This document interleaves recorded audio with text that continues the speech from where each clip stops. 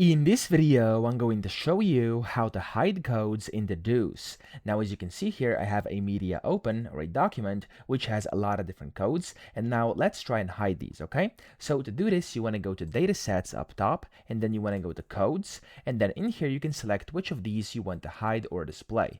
Now, by default, if you do filter all over here, it's going to show all of them. If you do filter none, it's going to show none. So I'm going to do filter all, and I'm actually just going to unselect those three, and you'll be able to see that it's actually going to hide them in here in the back whenever I click the X button, because that way you can hide the codes. So if I click that, datasets is now active, and as you can see, it's going to refresh. There we go, takes a few seconds, and now all the others are not showing except for, of course, these over here, which I haven't unchecked.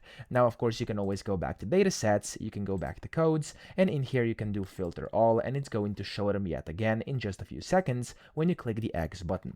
Now, if you want to hide codes from other users, you can do that as well. So you can go to datasets, users, and then in here you can just click on the user, and they're gonna get grayed out and their codes are no longer gonna be showing. But if you want to deactivate all of them to only show your codes, you can do deactivate all, and all of them are gonna get grayed out. Then click on yourself, so you're the only one who's not grayed out. Click on the X button, it's going to refresh your media or document yet again, and as you can see here, there's now only my codes in here. So that's how to do this. I hope this video helped you out. If it did, please subscribe to the channel and help me out as well.